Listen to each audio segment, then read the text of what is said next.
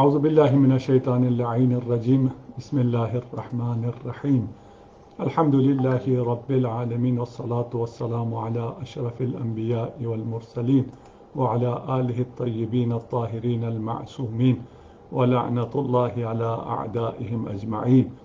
بسم اللہ اما بعد فقد قال اللہ تبارک وتعالی بسم اللہ الرحمن الرحیم الف لام میم را تلك آيات الكتاب والذي أنزل إليك من ربك الحق ولكن أكثر الناس لا يؤمنون. اس نے ہمیں یہ توفیق دی کہ ماہ مبارک رمضان کو ہم درک کر سکیں اور ماہ مبارک رمضان کی ان ساعات کو ہم تفسیر قرآن میں بسر کر سکیں. اور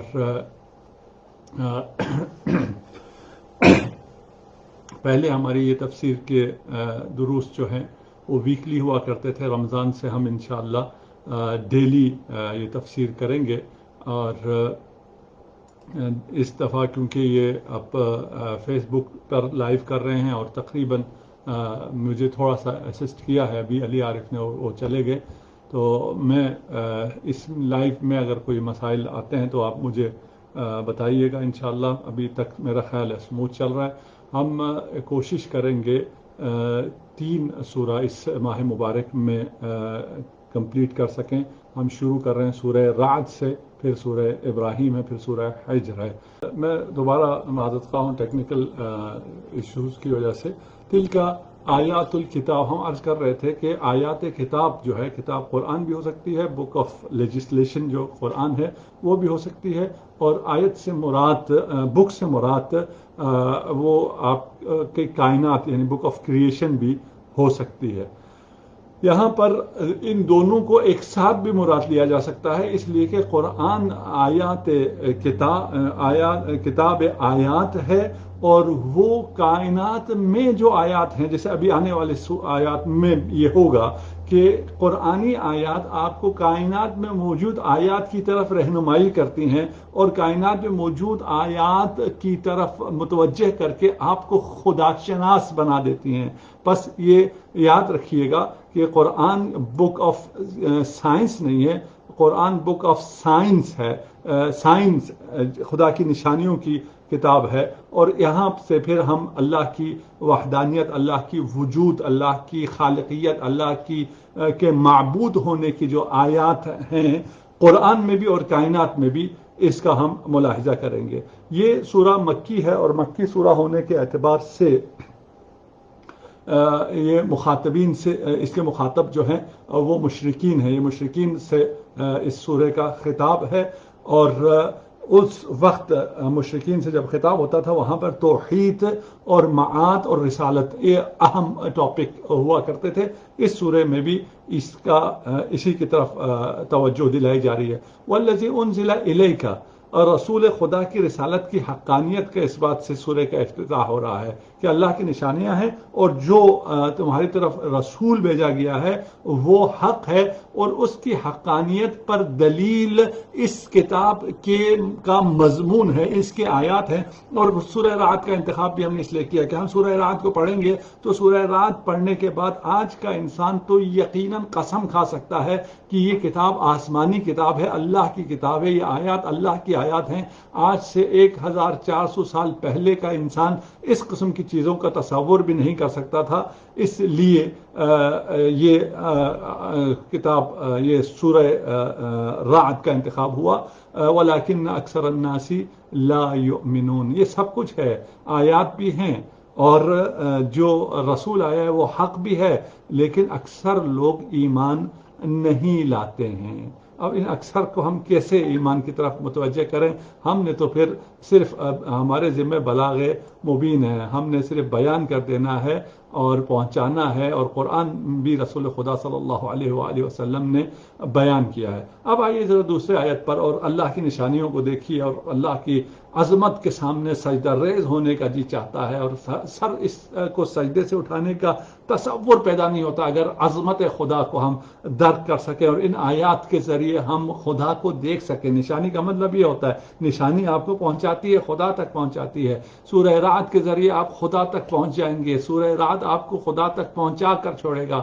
سورہ رعد میں اس کی رعد اتنی شدید ہے اور یہ ایسا تھنڈر ہے کہ آپ کو خدا نظر آ جائے گا. اگر آپ اب نظر آنکھوں والی نظر کی بات میں نہیں کر رہا. اللہ اگلی آیت آپ آئی جائیے. اللہ الذی رفع السماوات بغیر عمد ترونها. اللہ اکبر. سورہ رعد ہے، قرآن کریم ہے. قرآن کو آپ اہل بیت کے علاوہ نہیں سمجھ سکتے ہیں. ذرا مقایسہ کر لیجئے گا، اس کو بھی پڑھیے گا، تفسیر الکوثر کو بھی پڑھیے گا. ہم جو بہت سا حصہ ہم ابھی آپ کی خدمت میں نقل کر رہے ہیں اسے ہم تفسیر الکوثر سے ہی نقل کر رہے ہیں.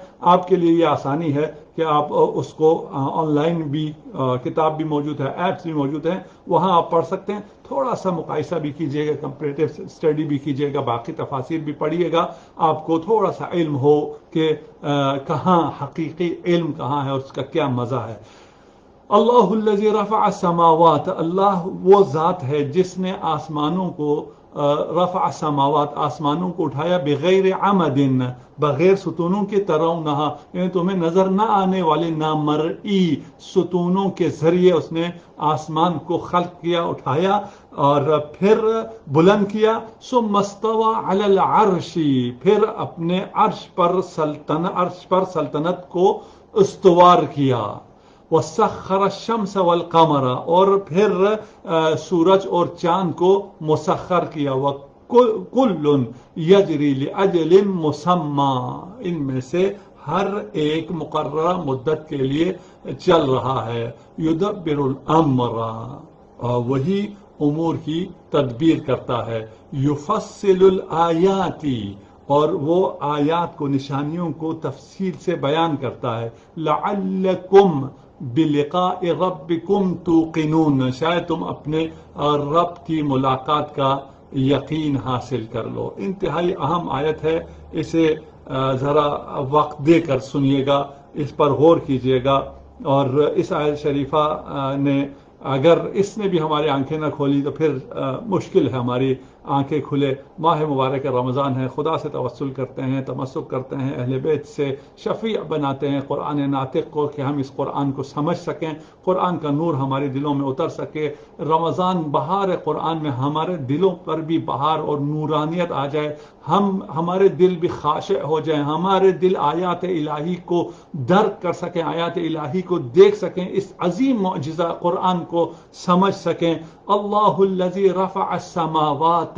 آسمانوں کو نامرئی اور غیر محسوس ستونوں پر قائم کیا ہے. یہاں پر یہ نہیں کہا کہ آسمان ستونوں پر نہیں ہے، ستون ہیں لیکن وہ ستون ویژول نہیں ہیں، آپ ان کو دیکھ نہیں سکتے. اب یہ ستون کیا ہیں اور جن پر یہ آسمان قائم ہے؟ اب آپ اگر آ جاتے ہیں سائنس میں اور سائنٹسٹ سے پوچھتے ہیں تو آپ کو وہ کہتے ہیں کہ یہاں پر ہمارے پاس 4 پلر ہیں جن پر یہ ہیونز قائم ہیں، اور وہ 4 فنڈامنٹل فورس آف نیچر جو ہے گریوٹی ہے اور الیکٹرو میگنیٹزم ہے اور اسٹرانگ نیوکلیر اور ویک نیوکلیر فورس ہے. یہ 4 فورسز ہیں جو نظر آنے والی نہیں ہیں، اور نظر نہ آتے ہوئے بھی یہ آسمان و زمین کو بلند کیے ہوئے ہے، آسمان کو بلند کیے ہوئے ہے. اور آسمان میں موجود تمام، آسمان سے مراد آسمانی تمام کہکشانیں، سورج اور چاند اور باقی یہ سب چیزیں جن کو اٹھایا ہوا ہے، یہ استوار ہیں، اپنی جگہ پر قائم ہیں. اس آسمان کو جو خدا نے بلند کیا ہے اور فرمایا ہے کہ یہ عمد ہے، ستون ہے، پلر ہیں، لیکن یہ جو پلر ہیں یہ نظر نہ آنے والی پلرز ہیں. ابھی تک کی جو سائنس ہے اور جو فزسسٹ ہیں وہ آپ کو یہاں لے کے آئے ہیں کہ 4 فنڈامنٹل فورسز ہیں، لیکن اب سائنس نے ایک قدم اور آگے بڑھایا ہے.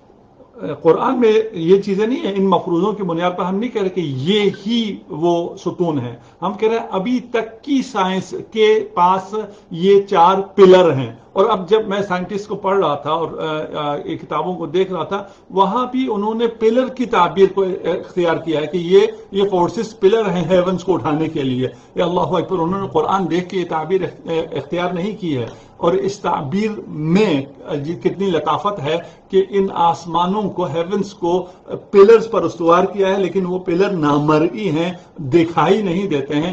اب آ کر ایویڈنس آئی ہیں اور لوگوں نے یہ ادعا کیا ہے، یہ نئی ریسرچ آنا شروع ہوئی ہے کہ ہمارے پاس ففتھ فورس بھی ہے.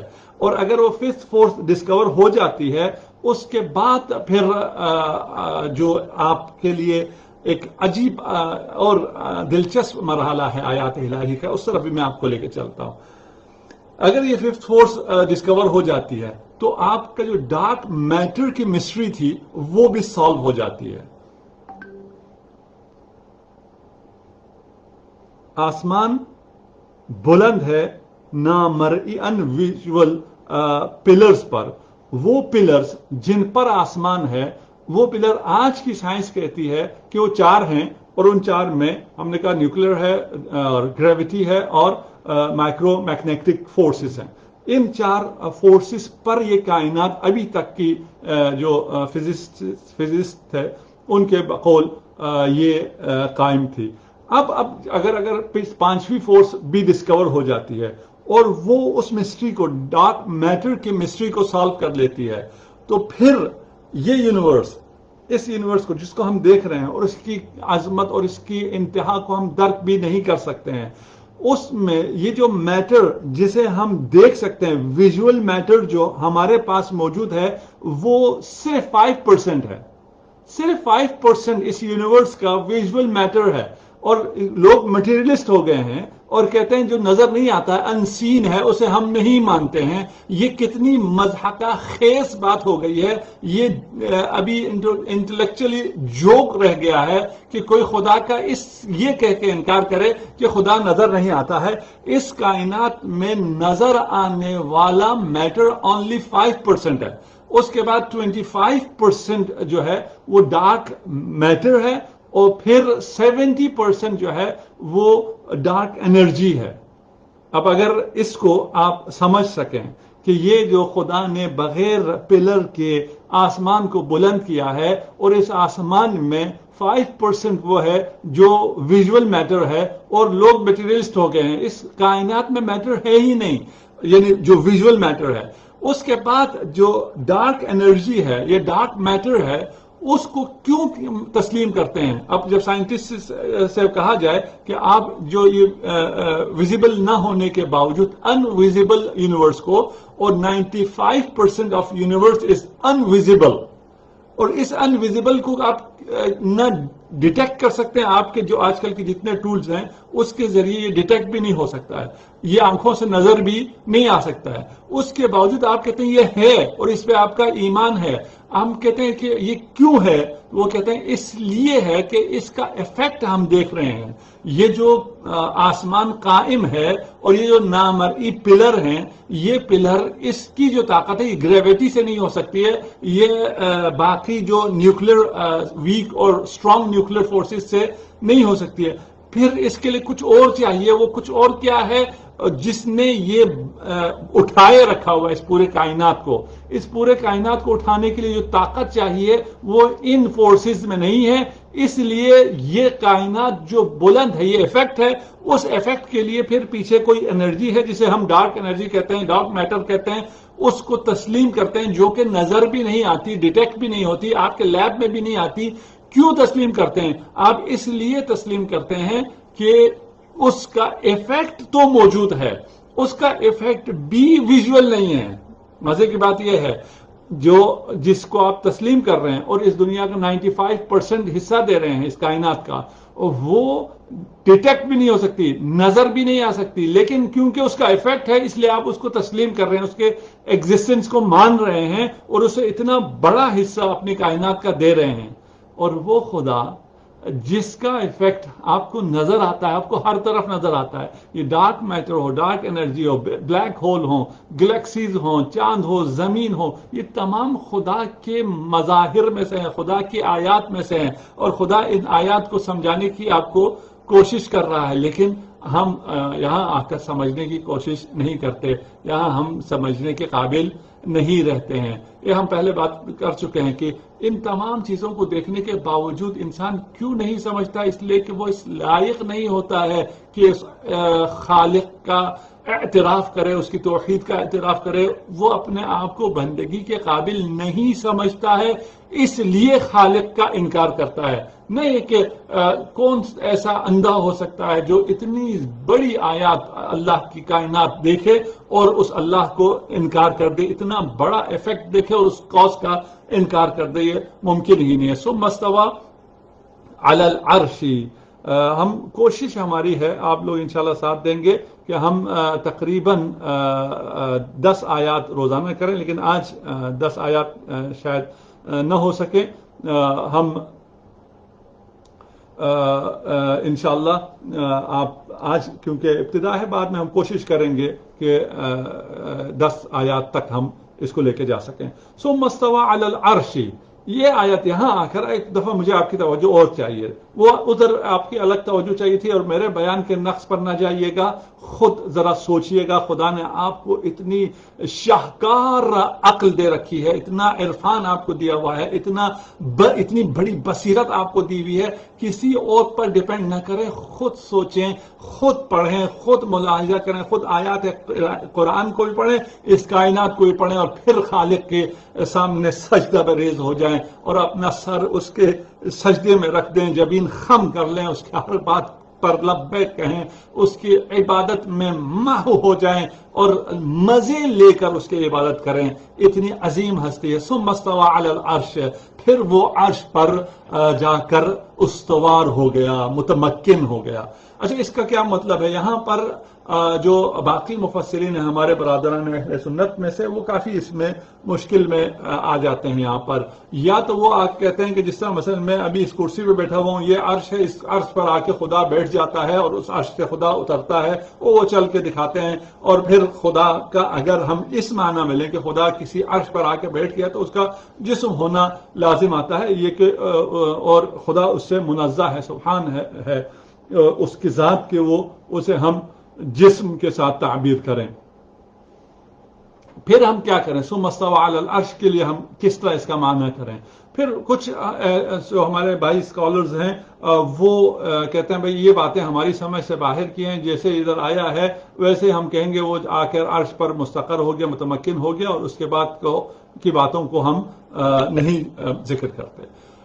عرش کہتے کسے ہیں؟ عرش بلندی کو کہتے ہیں، اس بلند مقام کو جہاں اس بلندی پر عزت، غلبہ اور سلطنت ہو، جہاں آپ بیٹھیں تو آپ کی عزت ہے، آپ کا غلبہ ہے، آپ کی سلطنت ہے، آپ کا اقتدار ہے، اسے عرش کہتے ہیں۔ مثلا آج کل جو کرسی پہ لڑائی کہتے ہیں، کرسی کی فزیکل چیز نہیں ہے کہ اس کرسی پر لوگ لڑ رہے ہوں کہ میں نے وزیر اعظم بننا ہے، میں نے بننا ہے، اس کرسی کو چھینا جا رہا ہے، وہ کوئی فزیکل کرسی نہیں ہے، وہ اقتدار ہے، وہ عزت ہے، وہ غلبہ ہے، وہ طاقت ہے، اسے کرسی کہتے ہیں۔ اسی طرح یہاں بھی عرش کے معنی اسی طرح ہے۔ اور جب یہ اب یہاں پر کیا ہو رہا ہے، پہلے آیت میں خدا نے ارشاد فرمایا ہے کہ میں نے آسمانوں کو خلق کیا ہے۔ آسمانوں کو کیسے خلق کیا؟ اللہ الذی رفع السماوات بغیر عمد ترونها، اللہ نے بغیر عمد کے، بغیر ستون نظر آنے والے ستونوں پر زمین آسمانوں کو کھڑا کیا، بلند کیا، یعنی پوری کہکشاں کو، پوری اس یونیورس کو خلق کیا۔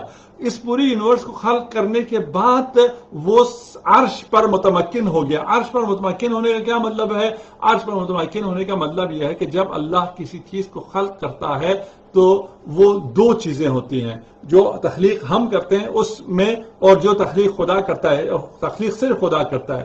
خدا تخلیق کرتا ہے عدم سے، اس چیز کو وجود میں لے کے آتا ہے، نہیں ہوتا اور یہ کائنات وجود میں آ جاتی ہے۔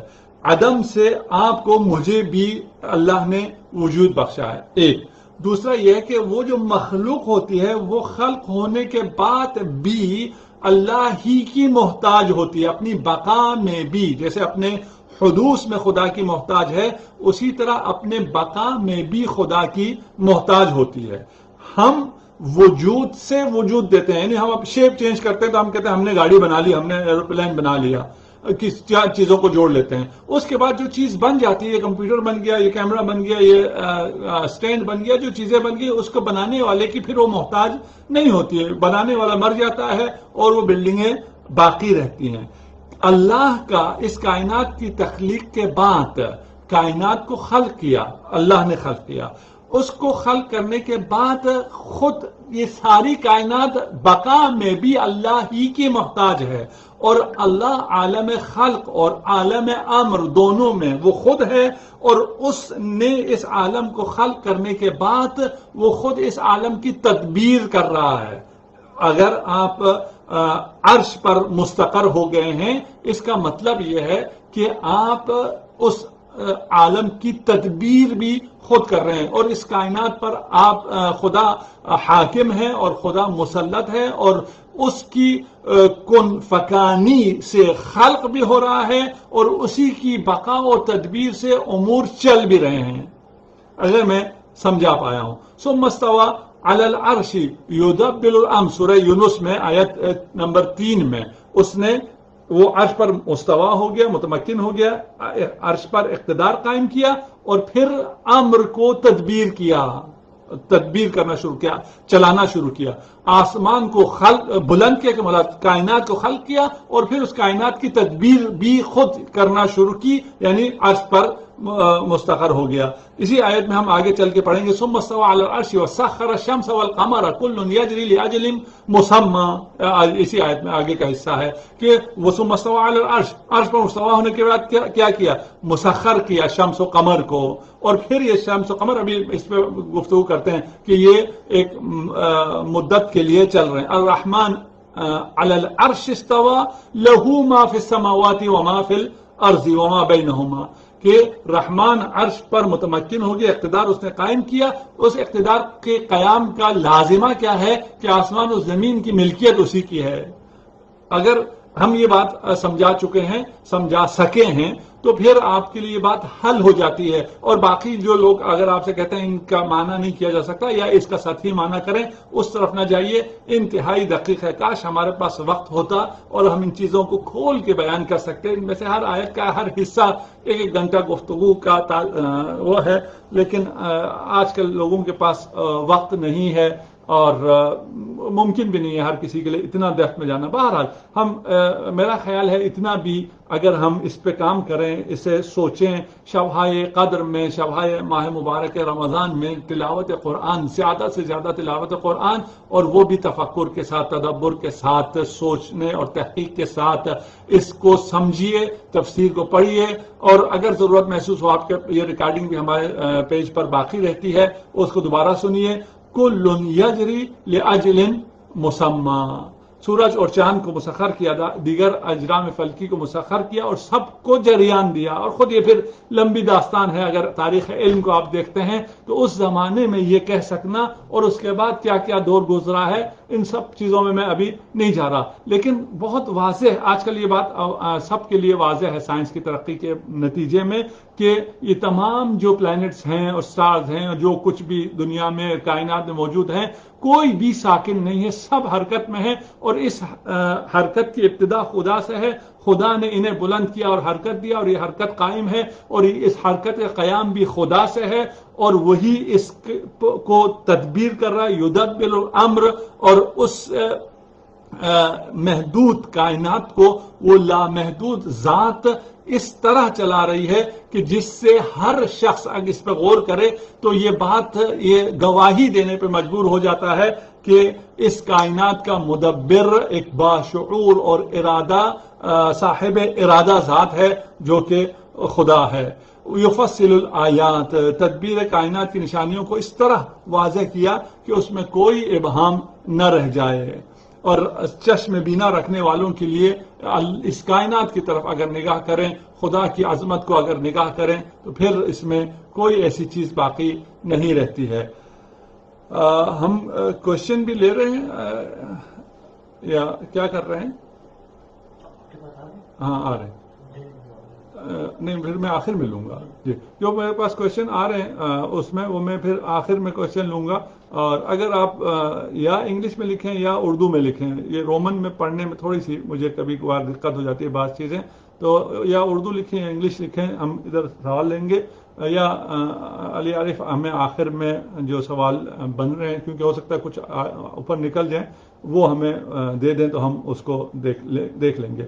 هو الذي مد الارض وجعل فيها رواسي وانهارا، یہ معجزات اور آیات الہی کا تسلسل ہے کائنات میں، اس کتاب کائنات میں جو خدا کی آیات ہیں، نشانیاں ہیں، اس کی طرف متوجہ کیا جا رہا ہے۔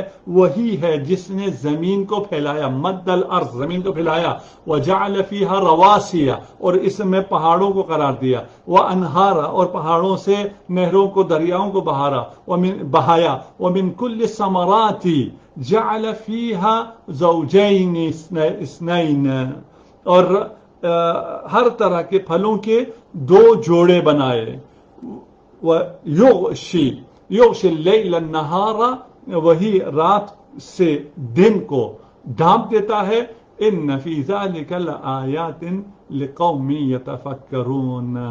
ان ساری چیزوں میں، تم پہاڑوں کو دیکھو، تم زمین کو دیکھو، تم پہاڑوں کو دیکھو، تم انہار کو دیکھو، تم ثمرات کو دیکھو، تم زوجین کو دیکھو، تم لیل و نہار کو دیکھو، ان سب میں غور کرنے والوں کے لیے، فکر کرنے والوں کے لیے، تفکر کرنے والوں کے لیے بڑی نشانیاں ہیں۔ هو الذی مد الارض، وہی ہے جس نے زمین کو اس طرح پھیلایا کہ اس زمین میں زندگی پھل پھول سکتی ہے، نہ اس قدر سخت بنایا کہ اس میں سے پودے نہ اگ سکیں، نہ اس قدر نرم بنایا کہ اس میں عمارتیں یا انسان دس جائیں، اس کو رہنے کے قابل بنایا۔ وجعل فیہا رواسیا، پھر اس میں پہاڑوں کو بلند کیا، اور زمین کی طرف چلنے والے دریاؤں کو جاری کیا، اور سمندر سے پانی کو اٹھا کر ان پہاڑوں تک لے کے گیا، اس پہاڑوں میں اس پانی کو برف کی شکل میں سٹور کیا، اور پھر اس کا آہستہ آہستہ میدانوں کی طرف بہایا، دریاؤں کو بنایا، اور اس زمین کو سیراب کیا جس کو پھیلایا گیا تھا۔ اللہ اکبر، کتنا خوبصورت ہے، کتنا خوبصورت ہے۔ ابھی وقت ہو اور دقت کرے انسان اور تفصیل میں جائے کہ یہ دریا بہہ رہے ہیں، جتنے دریا بہہ رہے ہیں، یہ سارا پانی ہمارے سروں کے اوپر سے لے جانے کا بادلوں کے ذریعے ایسا نظام بنایا ہے، ایسا پائپ لائن ہے پانی کے جانے کا، اس میں وہ فلٹر بھی ہو جاتا ہے، نمکین پانی فلٹر ہو کر میٹھا ہو جاتا ہے، اور آب زلال ہو کر صاف شفاف طریقے سے آپ کی تمام آلودگیوں سے بالا تر یہ سسٹم جا رہا ہے، اور یہ جا کر پہاڑوں پر گرتا ہے، پہاڑوں سے یہ دریا بنتا ہے، دریا سے یہ میدانوں میں آتا ہے، میدانوں میں آ کے پھر معجزات کرتا ہے۔ کیا کیا اللہ کی آیات ہیں، دیکھو دیکھو اللہ کی آیات کو دیکھو، جاگو جاگو، جاگنے کا وقت آ گیا، رمضان آ گیا، اللہ کی طرف متوجہ ہو جاؤ، جس طرف دیکھو گے تمہیں آیات خداوندی نظر آئیں گی۔ ومن کل الثمرات، ہر طرح کے پھلوں میں جوڑے بنائے۔ اب تو انسان کو پتا ہے کہ یہ جوڑے ہر چیز میں ہیں، جیسے کہ سورہ یاسین میں سبحان الذی خلق الازواج کلها مما تنبت الارض ومن انفسهم ومما لا يعلمون، ہر چیز کو، وہ تم ہو یا جو کچھ زمین سے اگتا ہے یا جو چیز میں پتہ ہی نہیں ہے، ابھی تک ڈسکور ہی نہیں ہوئی ہے، وہ سب کے سب جوڑوں سے خدا نے خلق کیا ہے۔ یغشی اللیل النہار، کتنی آیات ہیں اللہ کی، ہر طرف آیات ہیں۔ آپ دن اور رات کے آنے جانے کو خدا کی آیات، شاید آپ نے کبھی اس کا تصور نہ کیا ہو، لیکن کتنی بڑی آیات ہے، کتنی بڑی نشانی ہے خدا کی۔ وہ رات کو دن پر ڈھانپ دیتا ہے، یعنی رات کی تاریکی دن کی روشنی پر غالب آ جاتی ہے۔ اللہ اکبر۔ ہم اگر دیکھیں اس کائنات کو، اور ہم نے تھوڑا سا پہلے بھی آپ کا اشارہ کیا ہے، ڈارک میٹر بھی کہا ہے، ڈارک انرجی بھی کہا ہے، جو کہ کائنات کا 95% ڈارک ہے، اس 95% کے علاوہ یہ جو 5% آپ کا ویژول میٹر ہے، اس میں بھی اکثریت اندھیرے میں ہے۔ اس کائنات کی وسیع اور عریض فضاؤں میں انسانی حیات یا کسی بھی حیات کے لیے مساعد حالات نہیں ہیں، وہ روشنی نہیں ہے، وہ دن نہیں ہے، اس کو خدا نے بچھایا ہے، خدا نے ڈھانپا ہے رات کو دن سے، رات کو ہٹایا ہے، یہاں پہ دن کو لایا ہے، اور اس کے ذریعے اس قہار قدرت نے، اس لامتناہی طاقت نے اس فضائے ارضی کو، اس پورے کائنات میں سے سکونت کے قابل بنایا ہے، آپ کی زندگی کے قابل بنایا ہے۔ کیا کیا آیات ہیں، کیا کیا نشانیاں ہیں خدا کی، کتنی عظمت ہے اللہ کی۔ خدا ہمیں توفیق دے ہم ان نشانیوں کو سمجھ سکیں، ان نشانیوں کو دیکھ کے ہمارے دل نرم ہو جائیں، ہمارے دل خاشع ہو جائیں، ہماری آنکھوں میں آنسو رواں ہو جائیں، ہمارے دل حرارت ایمان سے لرز اٹھیں۔ ان فی ذلک لآیات، خدا کہہ رہا ہے واضح آیات ہیں ان میں، اس میں خالق کے وجود پر دلیل ہیں، یہ سب خالق کی تدبیر پر دلیل ہیں، یہ سب اس بات پر دلیل ہے کہ یہ پوری کائنات ایک ہی مؤثر کی طرف سے ہے۔ تم کیوں نہیں دیکھ رہے ہو؟ اب بھی اگر تمہیں یہ آیات سمجھ میں نہیں آئی ہیں اور سن لو، وَفِي الْأَرْضِ قِطَعٌ مُتَجَاوِزَاتٌ وَجَنَّاتٌ مِّنْ أَعْنَابٍ وَزَرْعٌ وَنَخِيلٌ۔ اللہ اکبر۔ وَفِي الْأَرْضِ، اور زمین میں باہم متصل ٹکڑے ہیں، قطع ہیں، ٹکڑے ہیں، لیکن وہ باہم متصل ہیں، متجاورات ہیں۔ وَجَنَّاتٌ، اور باغ ہیں، مِنْ أَعْنَابٍ، انگوروں کے باغات ہیں، وَزَرْعٌ، کھیتیاں ہیں، وَنَخِيلٌ، کھجور کے درخت ہیں، سِنْوَانٌ وَغَيْرُ سِنْوَان، کچھ دوہرے تنے والے ہیں اور کچھ دوہرے تنے والے نہیں ہیں۔ یسقا بماء واحد، ایک ہی پانی سے انہیں سیراب کیا جاتا ہے۔ زمین ایک ہے، مختلف قطعوں میں ہے، ٹکڑوں میں، لیکن جڑی ہوئی ہے، اس میں باغات مختلف ہیں، کچھ درخت ایک تنے والے ہیں، کچھ درخت چند تنوں والے ہیں، ان سب کو ایک ہی پانی دیا جاتا ہے، لیکن نفصل بعضها على بعض فی الاکل۔ اللہ اکبر۔ لیکن پھلوں میں لذت کے اعتبار سے ہم نے بعض کو بعض سے بہتر بنایا ہے۔ ان فی ذلک لآیات لقوم یعقلون، اس میں آیات ہیں، نشانیاں ہیں، خدا تک تمہیں یہ ساری چیزیں پہنچاتی ہیں۔ نہ جانے ہم خدا تک پہنچ رہے ہیں یا نہیں پہنچ رہے ہیں، خدا کی نعمتوں سے استفادہ کر رہے ہیں لیکن خدا تک نہیں پہنچ رہے ہیں، یہ بہت مشکل ہے۔ زمین کے ٹکڑے ہیں، لیکن یہ ٹکڑے جغرافیائی طور پر ٹکڑے ہیں، آپ نے بر اعظم ان کو نام دیا ہے، کانٹیننٹ ان کو نام دیا، لیکن یہ سب آپس میں ایک دوسرے سے جڑے ہوئے ہیں، اور جڑے ہوئے اس لیے بھی ہیں کہ یہ ایک ہی قسم کے ہیں، ایک ہی نیچر کے ہیں، ان کی سوائل تقریباً ایک ہے، تھوڑے بہت اختلاف کے ساتھ، لیکن ایک ہی مٹی ہے، ایک ہی زمین ہے، اور اسی زمین کے ٹکڑے ہیں، اور اس کے بعد اس میں سے جو پھل اگتے ہیں وہ مختلف پھل اگتے ہیں۔ ایک ہی زمین میں جب ایک پودا اگتا ہے اس سے سیب پھل دیتا ہے، دوسرا پودا اسی کے ساتھ اگتا ہے وہ کسی اور چیز کا پھل دیتا ہے، تیسرا کسی اور چیز کا پھل دیتا ہے۔ ایک زمین سے یہ پھل دینے والے درخت نکل رہے ہیں، ان درختوں میں سے بھی کچھ کو تو گھنا کر دیا ہے تاکہ زیادہ سے زیادہ اس پہ پھل آئیں، کچھ سفیدے کی طرح ایک ہی تنے پر استوار ہیں۔ ان کو ایک ہی پانی سے سیراب کیا جاتا ہے۔ جب زمین ایک ہے اور پانی بھی ایک ہے تو پھر اس کے بعد زمین میں جو مختلف عناصر موجود ہیں، جڑیں جا کر ان مختلف عناصر کو لے کر الگ الگ پھل، الگ الگ مزے کے، الگ الگ رنگ کے پھل دیتی ہیں۔ یہ کون یہ کر رہا ہے؟ یہ کرشمہ سازیاں کس کی ہیں؟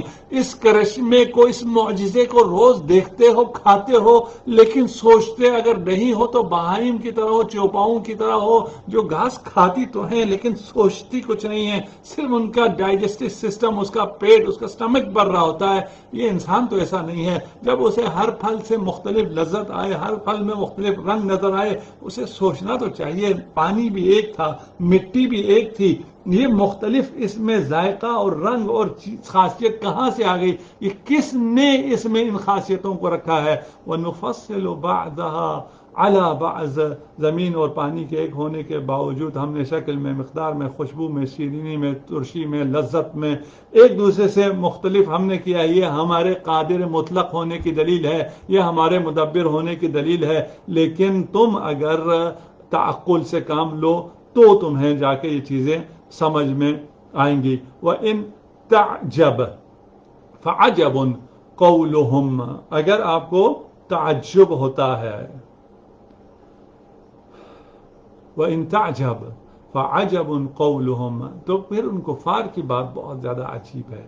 اِذَا كُنَّا تُرَابًا، وہ کہتے ہیں، کفار کیا کہتے ہیں کہ جب ہم خاک ہو جائیں گے، اِنَّا لَفِي خَلْقٍ جَدِيدٍ، تو کیا ہمیں نئی پیدائش میں ہم ہوں گے.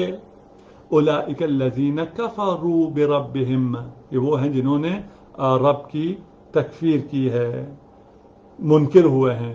واولئک الاغلال فی اعناقہم، اور یہ وہی لوگ ہیں جن کی گردنوں میں توق پڑے ہوئے ہیں. واولئک اصحاب النار، اور یہ وہ ہیں جن کے جو کہ اصحاب نار ہیں، یہ جہنمی ہیں.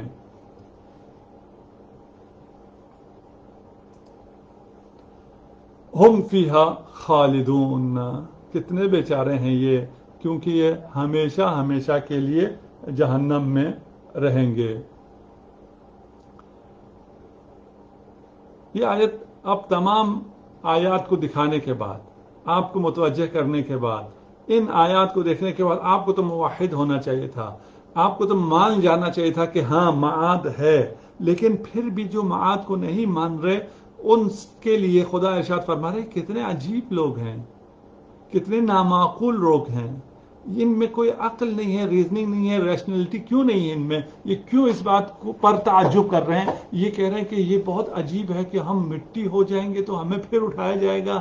کس کے بارے میں کہہ رہے ہو؟ جس کی قدرت کی نشانیاں تم نے دیکھ لی ہیں. اس نے آسمان کو بغیر ستونوں کے اٹھا رکھا ہے، اس نے سورج اور قمر کو مسخر کیا ہے، اس نے پورے کائنات کا تدبیر کیا ہوا ہے، اس نے تجھے عدم سے خلق کیا ہے. تو اپنی ساری زندگی تمام حیات میں اس کا محتاج رہا ہے.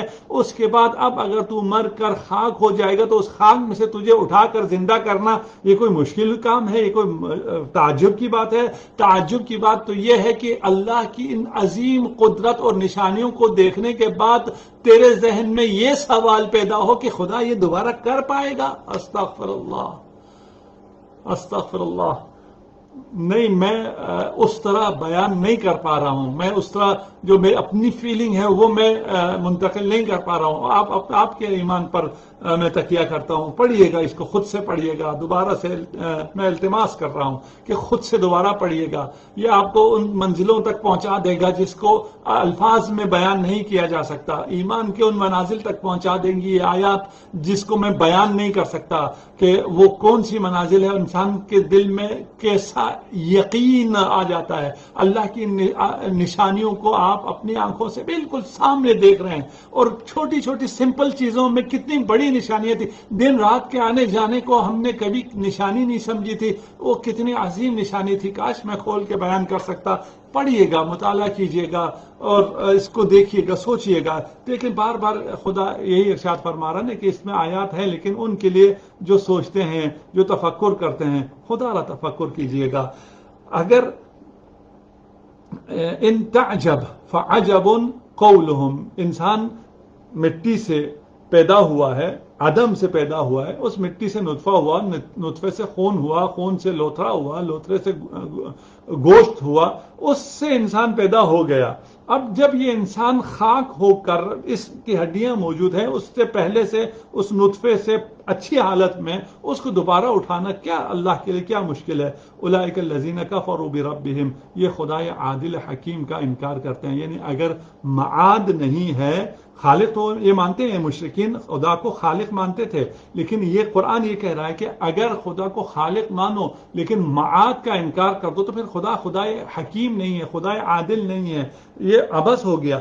اس طرح مغلول الفکر اور اسیر تقلید نہ بنو، آزادانہ غور و فکر کرو.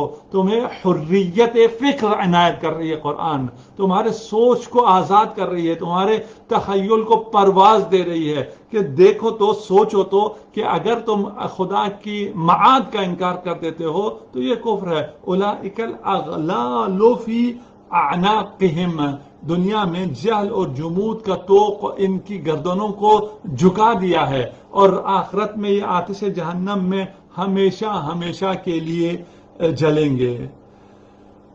آج ہم انشاءاللہ یہاں تک کافی ہے، 5 آیات ہم کر سکے ہیں، اور ہماری انشاءاللہ کوشش ہوگی کہ کل سے ہم باقی آیات کو کر سکیں، اور انشاءاللہ اگر آپ ہمارا ساتھ دیں گے سورہ رعد کی ہم آیت نمبر 6 سے کل ٹھیک 9 بجے انشاءاللہ آپ کی خدمت میں حاضر ہوں گے۔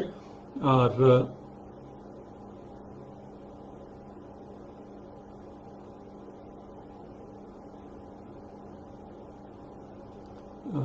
آپ کا ایک سوال ہے یہاں پہ، وہ رومن اردو میں، اس لیے اس کو میں نہیں پڑھ۔ ہر کسی کی بات کا انسان پہ اثر ہوتا ہے، تو خدا جب انسان کو کہہ رہے تو خدا کی بات کا انسان کی نفسیات پہ کیا اثر ہے، اور انسان اس کو کس طرح اپنی نفسیات کے ساتھ کرنا چاہیے؟ اچھا، یہ سوال کہہ رہے ہیں یہ ہے کہ ہر کسی کی بات کا انسان پہ اثر ہوتا ہے، تو خدا کی بات کا کیا اثر ہے ہمارے اوپر؟ خدا کی ان آیات کا اثر ہمارے اوپر صرف ایک شرط کے ساتھ ہے، جس کو یہاں بار بار خدا ان آیات میں تکرار کر رہا ہے، ذالک لآیات لقوم یعقلون۔ شرط یہ ہے کہ تعقل کریں، سوچیں، اگر ہم سوچیں تو ان باتوں کا ہم پر اثر ہوگا۔ ذالک لآیات لقوم یتفکرون، یہ آیات ہیں، اور آیات کا مطلب یہ ہے کہ پھر اس کا اثر ہے۔ اس کا اثر یہ ہے کہ آپ پھر موحد ہو جاتے ہیں، آپ پھر متقی ہو جاتے ہیں، آپ میں تقوی آ جاتا ہے، لعلکم تتقون ہو جاتا ہے۔ اور یہ کب ہوگا؟ جب آپ تفکر کریں گے، اس میں سوچیں گے، ان آیات میں عقل سے کام لیں گے، جمود کا شکار نہیں ہوں گے۔ اگر یہ ہوا یفصل الآیات لعلکم بلقاء ربکم توقنون، اگر آپ ان آیات کو، قرآن کو پڑھتے ہیں تو خود قرآن، آپ نے یہ سوال جو کیا ہے کیا ہوگا، یہ 3 اثر یہیں پہ انہی 5 آیتوں میں بیان کر دیا ہے کہ آپ پھر اپنے رب کی ملاقات کا یقین پیدا کر لیں گے۔ یہ خدا کی آیات کا آپ کے اوپر اثر ہے، اور مسلمانوں پر اس رمضان کا اثر آتا ہے، آیات قرآن کا اثر آتا ہے، نماز جو آپ پڑھتے ہیں اس کا اثر آتا ہے، لیکن بہت سے ایسے اثر ہیں جس کو انسان اس طرح محسوس نہیں کر پاتا ہے، اس کو سمجھ بھی نہیں آتا ہے، کیونکہ وہ اپنے آپ کو کمپیئر نہیں کر سکتا کہ میں نے جب یہ آیات نہیں پڑھی تھی میں کیا تھا، آیات پڑھنے کے بعد میں کیا ہوں۔ لیکن میں دعویٰ سے کہہ سکتا ہوں یہ 5 آیتیں ایسی ہیں، اس کو اگر آپ پڑھیں اور اس کو بار بار پڑھیں اور اس پہ تھوڑا سا ٹائم لگائیں، اور ہم جب یہ پڑھتے ہیں ابھی تفسیر کے لیے بھی، اور اس کے علاوہ بھی پھر سارا دن اس کے اوپر بیٹھ کر انسان سوچتا رہتا ہے، اس کو مختلف اینگل سے پڑھتا ہے اور مزید مطالعہ کرتا ہے، مزید آیات الہی کو کائنات میں دیکھتا ہے، تو بہت زیادہ اثر، یعنی انسان کو اگر ان آیات کو کتاب میں اور کائنات میں، ان دونوں کو وہ دیکھے اور ان دونوں کو میچ کرے، ملائے، اور اس کے بعد خدا اسے نظر آ جاتا ہے، خدا پر ایمان ہو جاتا ہے، ایمان اور خدا کے معاد پر یقین آ جاتا ہے، اور اگر معاد پر یقین آ گیا تو پھر اس شخص کے لیے تمام مسائل حل ہیں۔ آج کے لیے انشاءاللہ اتنا کافی ہے، کل ہم ٹھیک 9 بجے انشاءاللہ آئیں گے، اور 10 بجے تک ہمارا سیشن ہوگا، اور آپ کی طرف سے سوالات اگر ہوتے تو آج بھی ان کا ہم مزید کا بھی جواب دے دیتے، اور آپ سب کو بہت بہت رمضان مبارک ہو، اور ہم دوبارہ دعا کرتے ہیں خدا سے، انشاءاللہ خدا ہمیں اس ماہ مبارک میں قرآن کو پڑھنے والوں میں، قرآن کو سمجھنے والوں میں، اور قرآن پر عمل کرنے والوں میں قرار دے، ہمیں تمام آفات و بلیات سے محفوظ و مصون فرمائے، ہمیں شر شیاطین سے، حسد حاسدین سے محفوظ فرمائے، ہمیں امام زمانہ عجل اللہ فرجہ الشریف کے اعوان و انصار میں سے قرار دے، امام زمانہ عجل اللہ فرجہ الشریف کے ظہور میں تعجیل کے لیے بآواز بلند صلوات، اللہم صل علی محمد وآل محمد وعجل فرجہم۔